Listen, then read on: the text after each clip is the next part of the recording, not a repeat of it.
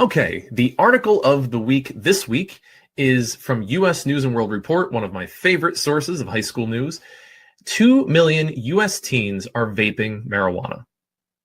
Nearly 1 in 11 US students used marijuana in electronic cigarettes in 2016, heightening concern about the new popularity of vaping. So this is by the Associated Press, and I want to go over this for a number of reasons. You're going to see in this article, there's not a lot of hard data on what the problem is with that, but just that this is becoming a problem. But I'm going to get into a couple of parts that I know for a fact are a problem and problematic with this. And I want to talk about at the end how that affects things like motivation, complacency. It does help direct your future one way or the other, and then ways to avoid this pitfall in particular, and things that are going to help you to feel better about this one way or the other. So a school-based survey shows nearly 1 in 11 US students have used marijuana in electronic cigarettes, and it's heightening health concerns about the new popularity of vaping among teens. So e-cigarettes typically contain nicotine, but these battery devices can vaporize other substances like marijuana. And so in a lot of states, the article talks about is a lot of states allow marijuana to be used recreationally. So it's getting easier to get the vaporized version of THC, which is the active chemical in marijuana that causes the high and the minor hallucinogenic to take effect. But even in the article, it says vaping is generally considered less dangerous than smoking because burning tobacco or marijuana generates chemicals that are harmful to lungs. So you probably already all know that. You've seen the gray, nasty, crusty lungs and the healthy lung, and you see how completely different they are, and one's a smoker's lung. But here's what the article also says. There is little research on e-cigarettes' long-term effects, including whether they help smokers quit. Yeah, I've read many articles on how it does not help them quit. It's really just an alternative. And so what everybody's saying is, well, it's healthier. So, if you're not going to quit, you should vape. But this points out that there's not enough longitudinal research on this at all. The rise in teenagers using e-cigarettes has alarmed health officials who worry kids will get addicted to nicotine, a stimulant, and then be more likely to try cigarettes. So they're looking at the opposite. They're looking at, well, they're vaping and then they move on to smoking. I'm not sure why that is the case. If you hate the smell of cigarettes, I don't think you're going to bounce from vaping an odorless substance or like some of them smell like bubble gum, like to cigarettes. Last week, the FDA gave the 5 largest e-cigarettes makers 60 days to produce plans to stop underage use of their products. So don't worry, the FDA is going to force these people to make you do less of something. So they're going to control your behavior. That's not going to work. Nearly 9% of students surveyed in 2016 said they used an e-cigarette device with marijuana. That's a lot. That's a huge portion. That means 1 in every 11 kids in your school, and I might be talking, you might be one of them. So if it's you, I'm sorry. I'm not trying to point you out as a pariah. I'm just saying 1 out of every 11 of you has smoked marijuana through a vape tool. This is especially prominent in states like Colorado, California now, Pennsylvania soon, New York soon, and Massachusetts.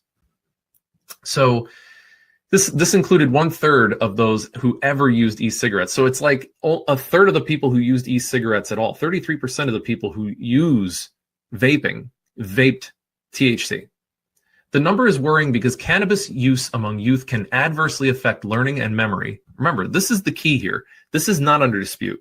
The number is worrying because cannabis use among youth can adversely affect learning and memory and may impair later academic achievement and education, said lead researcher Katrina Trivers of the Centers for Disease Control and Prevention. This is a CDC statistic. We know already, it has been shown in studies time and time again, that statistically significant brain development loss occurs from adolescent marijuana use.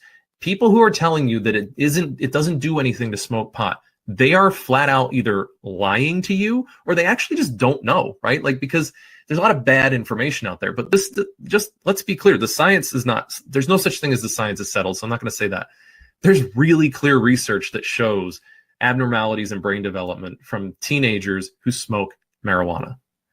It's unclear whether marijuana vaping is increasing among teens or holding steady. The devices have grown into a multi-billion-dollar industry, but they are relatively new. So here's another interesting thing. It was the first time a question about marijuana vaping was asked on this particular survey, which uses a nationally representative sample of students in public and private schools. So remember, a few weeks back, I was talking about looking at the validity of articles. When you're looking at like, a news article, or you hear somebody say something and they come out with some kind of sensational article that talks about like some crazy statistic about how butter now kills you and eggs give you cancer. You got to look at a lot of factors, but one of the factors you have to look at is the N, or the sample size. And then if the sample is representative of the whole. This is a good study. This is representative across the country in public and private schools, and more than 20,000 students took the survey. That is a huge N. I mean, 2,000 is a lot. 20,000 is a lot. You can get really great statistics from this. The health risks of vaping reside not only in the vaping devices, but in the social environment that comes with it, said University of Michigan researcher Richard Mike. Kids who vape are more likely to become known as drug users and make friends with drug users, he said, adding that hanging out with drug users is a substantial risk factor for future drug use. And by that, they don't just mean like continuing to smoke pot. What they mean is it truly is a gateway behavior, because drug dealers and drug users typically hang out. Drug dealers have more than one drug, just so you know. I mean, hopefully you don't have a lot of experience with this. So I'm telling you right now, drug dealers have multiple drugs. They'd love to sell you their entire plethora of drugs that they have available, because every drug they sell you, they get money, right? Like it's a no-brainer. And since marijuana is not particularly addictive, although there are studies that are showing that the high levels of THC that are in marijuana are starting to increase the rate of people who are endorsing addiction to marijuana. And in one study, I think it was up to like 40% of people who smoke marijuana report it being addictive. So, but it's not the most addictive thing. They'd rather sell you things that are even worse for you. But if you hung out with that person, let's say that you're a freshman, you just want to try vaping. You're like, I mean, everybody does it. It's interesting, whatever. Or your friend is doing it and you notice that, and they start vaping the next year and next year and next year. So now you're juniors or seniors. The people who have been hanging out with the drug dealer are so much more likely to have done ecstasy and illegally do ADHD medication, things that will really mess up your brain. So all of this, I wanted to bring up this article because I want to bring up a couple of anecdotal stories that are related to this. Many times, cases that come across my desk for my private practice when I'm doing one-to-one are juniors, seniors, and college students who cannot get their lives together. They cannot perform. Even though they're bright, it's always like, well, he's a really smart kid. She's a really smart girl. They can't get their life together. What's the history? What's the profile? Typically, they were vaping, or they were smoking, or they were doing some kind of marijuana. They were involved with the wrong crowd. The cool kids, usually in 7th and 8th grade, the ones that were real edgy and did drugs, those kids are the losers by the time you guys are juniors and seniors. So if you know people right now who smoke pot and everybody's like, wow, they're really cool, it's the opposite. And the thing is, they won't care because that's really genuinely just what they want to do. But if you're a fence sitter, or you're one of those people that thinks you can dive into both worlds, but you kind of fall into that friend group, what happens is that you can't get the motivation. The complacency is very high because you have shrunk your energy budget down to next to nothing in 3 years.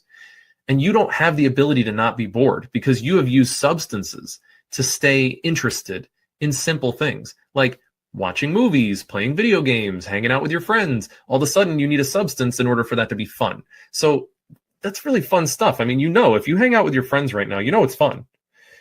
If you were to play your sport or do your activity, it's fun. Imagine needing to do a substance for that to still be as fun. And that's what happens to people like that. And they come across my desk as juniors and seniors, and they are nearly impossible to work with because their brain is just burnt. You can see it. I look at them and I see that they are a lesser version of what they could have been. Their brain is shrunk. Their brain is not able to calculate the risk of not doing anything differently. And they're suffering with it. So, I just wanted to come up with that anecdote for you in relation to the article, because it can be really dangerous to do something so stupid and simple as vaping.